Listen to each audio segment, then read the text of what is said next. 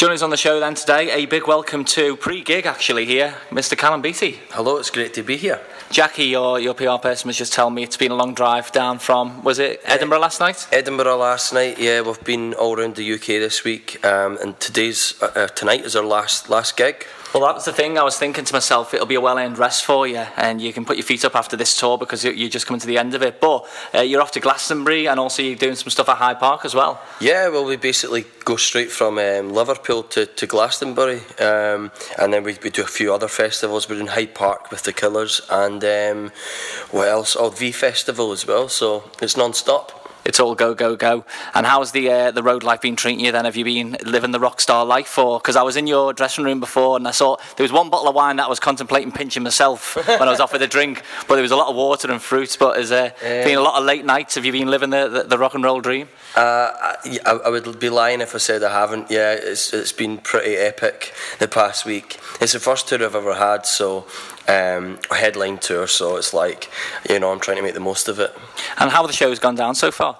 They've been amazing, really surprising. Even like I'd done my first show in Ireland, and it was a packed room. I couldn't believe there was so many people that even knew who I was over there, and it was so it's been really overwhelmingly well received, And as we catch up with you here now, we're sat in the reception of Park Street Studios, where there's quite a lot of history in these four walls, really, and this is where you've done all your recording so far. Absolutely. Basically, when I got the chance to work with a guy called Ken Nelson, who's from Liverpool actually, he recorded like Parachutes by Coldplay and Paolo Nutini's first record. I think he worked with the Charlatans as well, didn't he? Charlatans, I think he's done everyone really.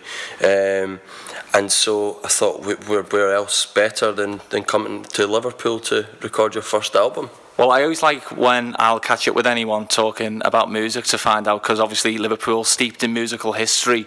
Is there any influence, obviously the Beatles being the big one, I'm sat here with a Beatles t-shirt on right now, but are there any sort of music that has influenced you from the city which has drawn you here? Yeah, absolutely. I mean, like a lot of Britpop music in the 90s, I'm right into all that, and I believe actually John Power from Cast is coming to the show tonight as well. So yeah, it's non-stop really. Well, it's funny you should say that, because the last time I was actually here, I didn't realise how long it had been, but it was for the launch of one of Cast's albums, and that was back in, I think, 1999. So I felt very old walking here today. 99, I know. I think that's 18 years or something now. So it's yeah, it's pretty amazing just to have them in the audience, So at the moment then, you're talking about the album, which I'm sure is on the way. You've just recently released your EP, debut EP, which so far I think it was streaming-wise over 1 million last time I checked. Are you 2 million now. 2 million, blimey. So since the release that I got, it's gone up 1 million, but you must be overwhelmed with that. I mean, to be honest with you, like I've been working for years, obviously, to get the chance to release music, but to most people, I'm only like 6 weeks old, So to have 2 million streams in that space of time is pretty incredible. So where did it all begin for you then? Where did the musical journey start? When was it you realised to yourself that this is what I want to do? One of the most significant memories that I've got is my dad brought me up since I was quite young, and he said to me this one year, he says, look, I've not got much money, but we can go on holiday to Tenerife and camp, or we can go down to the south of England, travel through all the lovely towns, and we'll go to as many gigs as we can, but we'll probably need to sleep in the car some nights. So I was like, well, that just sounds like an adventure. So the first gig we hit was Hyde Park, and the Who were playing there, and I was just remember watching them and thinking, that is just got to be the best feeling in the world, and I decided that's what I wanted to be. I wanted to play in front of thousands of people, and it's quite funny because a few weeks ago my manager phoned me and he says, have you ever been to Hyde Park? And I told him that story, and he was like, great, because you're going to be playing with the Killers in a few weeks' time. It's weird, so isn't it? Someone must have been looking after me that day.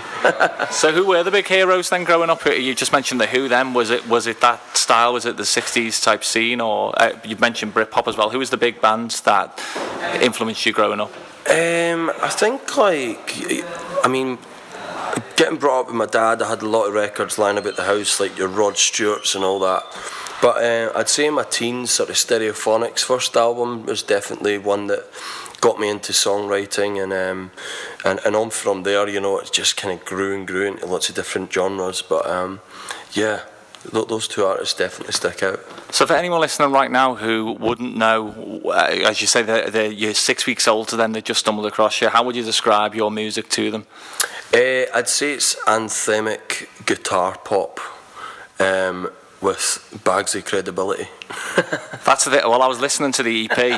I think your music, one thing that I got for it, and I love music that makes me drift off and sort of go into a bit of a dream world, and I found that listening to a couple of your tunes today. One. You didn't fall asleep, did you, mate? No, I definitely didn't fall asleep.